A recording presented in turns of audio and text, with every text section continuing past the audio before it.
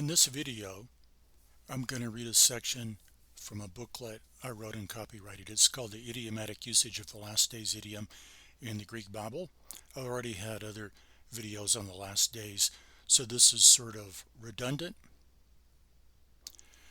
So I'm going to try to keep it short. I'll read from this one section. The phrase "in the last days," understood literally, requires a limitation of its meaning.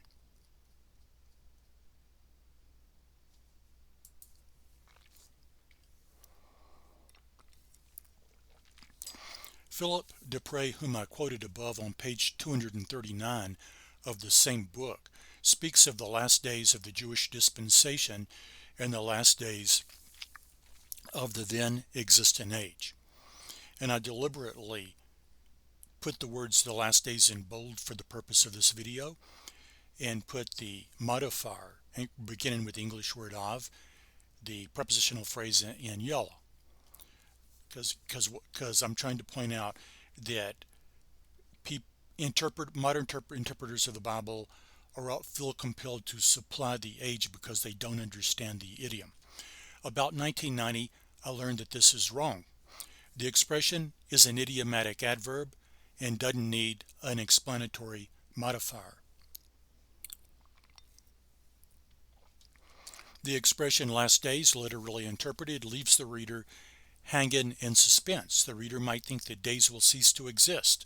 That could happen if the sun or the earth disappeared, or if the sun became dark. Or the reader might think that the last days are the last days of an age, a period of time, and that the Bible writer failed to identify it. Edward Robinson wrote in one of the editions of his Lexicon, under the entry for eskatos aieton, and I'm not going to read all this because it's too hard to read the Greek words, but he mentions a bunch of well-known passages that use the expression "the last days" or similar expressions, and then he says all which refer to the last times of ho aion hutos. So I put to the last times in bold, and then he's compelled to say "of," and the Greek word means "of this age." And then he explains that the time since the coming of Christ, in which the Jewish dispensation has come to an end and the power of this world is in part broken, though it will be wholly destroyed only at his second advent. He uses a lot of unnecessary words because he doesn't understand that the word "last times" or "last days" usually means later or in the future in the Bible, and that's why it does not have an explanatory genitive or prepositional phrase in Greek. He says the same as "titele ton aionon" in 1 Corinthians 10:11, meaning the same. IQ is the same as, and he's wrong about that, which I'll mention later, because the word "titele" includes a genitive identifying the age, the end of the ages. And then he says these expressions seem therefore strictly to cover the whole interval between the first and final advent of Christ, but they commonly refer more particularly to the period in which the sacred writers lived, adjacent to the first coming in the last days of the old dispensation. And he mentions a bunch of scriptures where he thinks this long, complicated definition makes sense. And then he says elsewhere more to later times before the second coming, as 1 Peter 1:5. The reason he has such a complicated definition is he misunderstands the expression. He's not supposed to be supplying modifiers like "of the old dispensation." He should just translate "in the last days" as "hereafter." The long lexicon quotation above is about the phrase that I say is idiomatic. He mentions a lot of the same verses that I will. That is, later in the booklet. He says that all of these passages refer to the last times ho aion hutos, Under his interest for aion, he says, according to the Jewish usage, ho aion hutos, this age, this world, the present scene, in order of things in its course or flow.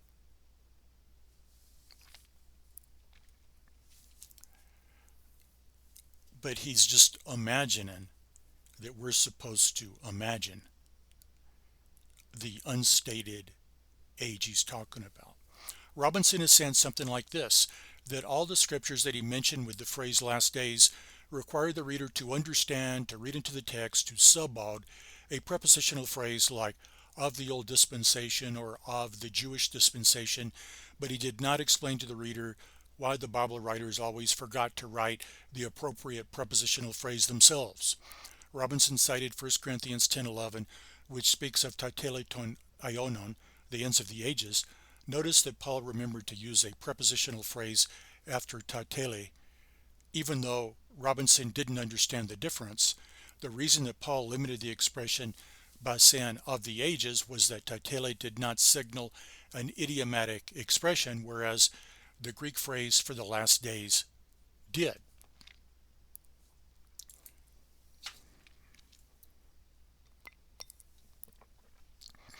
Some old commentaries spoke of the last days of the Jewish economy. Quotations throughout the rest of this article have similar expressions. Some people consider Pentecost of Acts 2 as the beginning of the new Christian age or dispensation. That kind of interpretation is wrong. Yet I think that I interpreted the expression last days that the same way from late 1976 to 1990, at which time I figured out the idiomatic meaning of the phrase. Jewish Greek-speaking Bible writers, when they read the Septuagint, were reading a literal translation of the Hebrew. And it didn't bother them because they understood the Hebrew text. They knew it was idiomatic. And early Jewish Christians understood it. Early New Testament readers and writers understood it the same way. But at some point in time, people forgot the idiomatic meaning of the Greek expression for last days.